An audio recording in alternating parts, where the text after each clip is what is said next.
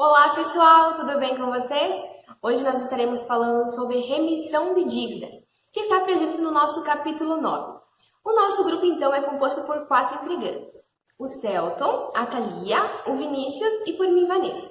Eu estarei introduzindo então com o artigo 385, que diz o seguinte: a remissão da dívida aceita pelo devedor, ela extingue a obrigação, mas sem o prejuízo do terceiro.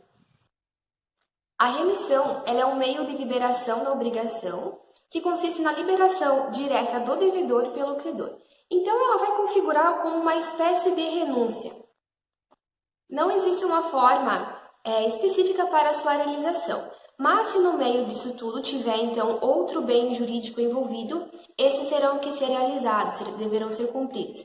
De uma forma, então, mais ilustrativa, se for o caso, então, de uma garantia hipotecária, a remissão, ela deverá, então, ser constatada, então, por algum instrumento hábil para o cancelamento da sua inscrição.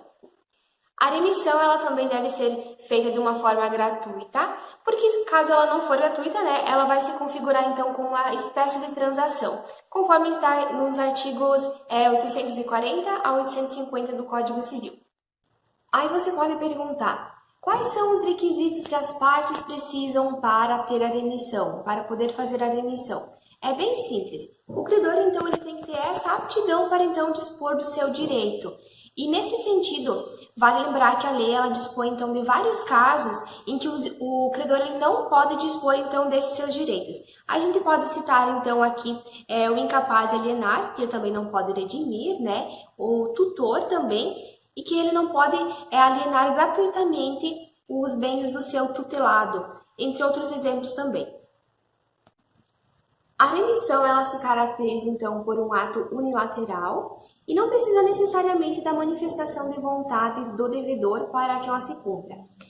Até porque é um favor que o devedor vai estar recebendo. Por se tratar de um ato unilateral, pode ser revogado, então, pelo credor, desde que o devedor ainda não tenha recebido essa remissão. Nesse contexto, o que é importante destacar também é que apenas direitos patrimoniais de caráter privado, eles poderão ser objetos de remissão. Direitos que envolvam, então, a ordem pública, eles jamais, de alguma forma, eles poderão ser perdoados. Então, somente objetos de ordem pública poderão ser de remissão. A remissão, então, ela poderá ser expressa. Quando for, ela pode ser por instrumento público ou, então, particular, né? Ela também pode se dar de forma tácita, quando, então, decorrida a atitude do credor ser incompatível com a sua qualidade creditória. Para finalizarmos, então, esse artigo, a remissão ela pode ser ainda total, com a extinção integral de todo o débito, ou então ela pode ser uma remissão parcial, quando houver, então, a quitação de só uma parte da dívida. Então, eu vou falar sobre o artigo 386 do Código Civil, ainda dentro do capítulo da remissão de dívidas, tá? O artigo 386 ele traz a seguinte redação: a devolução voluntária do título da obrigação, quando por escrito particular, prova a desoneração do devedor e seus coobrigados, se o credor for capaz de alienar e o devedor capaz de adquirir, né? Então essa é uma das hipóteses de remissão tácita, né? Que se presume a remissão pelo ato que o credor pratica em relação ao devedor, né? Ou seja, o pagamento do devedor ao credor, conforme preconiza o artigo 324, então, do Código Civil. A devolução voluntária ela vem acompanhada também da destruição desse título, né? Para que não haja a cobrança futura, né, desse mesmo título. Lacerda de Almeida ele propõe um conceito, um critério, na verdade, que diz assim: se o devedor alega que pagou, a posse em que se acha do escrito da dívida faz presumir o pagamento e que o título ele foi entregue pelo credor. Mas, se alega o credor que lhe remitiu a dívida, ou seja, que perdoou a dívida, já não será suficiente a posse do título, né? Deve provar ainda que foi o próprio credor quem espontaneamente lhe pagou, né? Então não basta eu ter a posse do título, tenho que provar que realmente o pagamento daquele título foi efetuado, né?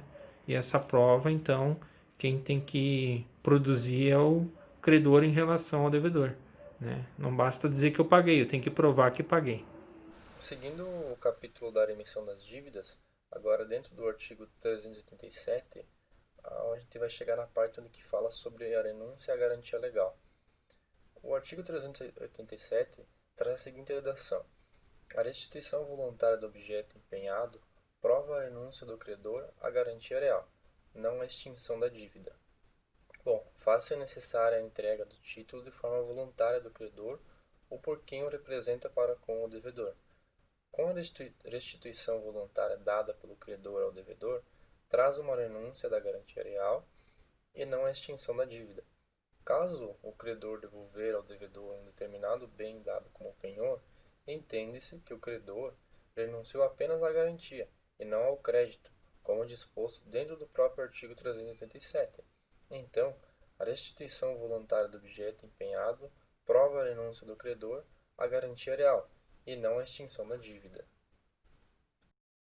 Seguindo o capítulo da remissão das dívidas, agora dentro do artigo... Olá, alunos! Olá, colegas! Eu sou a Thalia e eu vou finalizar o assunto sobre remissão. Muito bem, então chegamos à última parte da remissão, que versa sobre a remissão aos co-devedores. O Código Civil de 2002, ele versa plenamente sobre esse assunto, então ele é plenamente válido. Inclusive, ele está no artigo 388 do referido código. Contudo, ele traz um porém. Ele traz que, por mais que seja perdoado, precisa ser feito um reequacionamento da dívida para que fique realmente equilibrado. Na íntegra, então, o artigo. A remissão concedida a cada um dos devedores extingue a dívida na parte a ele correspondente, de modo que, ainda reservando ao credor a solidariedade contra os demais, já lhes não pode cobrar o débito sem dedução da parte remitida. Ou seja, partindo de uma lógica, se uma pessoa tem uma dívida com outras e o credor perdoa a dela, é meio lógico que as outras não precisem pagar, né? O que dela realmente foi perdoado. A gente tem um exemplo aqui da doutrina de Rodolfo Pamplona Filho e Pablo Stolze, que explica bem certinho esse parâmetro. Então, a gente pode estar acompanhando também na íntegra. Exemplo: Alberto, Augusto e Asdrúbal são devedores solidários de Aníbal da quantia de R$300. Então, aqui temos 3 co-devedores solidários, cada um devendo a parcela de R$100 a Aníbal. No entanto, Aníbal perdoa a dívida de Asdrúbal. Podemos perceber que R$100, que é o equivalente a uma parcela, já foi remitido, então essa parte não existe mais.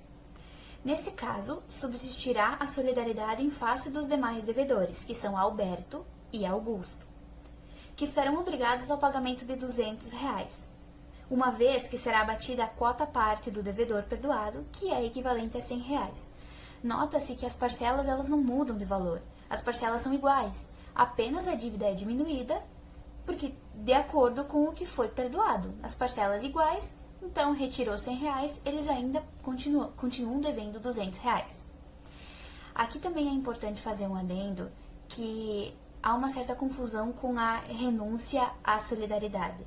Isso não pode acontecer, justamente porque a renúncia à solidariedade, as regras dela, se encontram entre os artigos 277 a 282. Então, para ficar bem claro, essa parte da remissão, então, termina aqui no artigo 388 do Código Civil.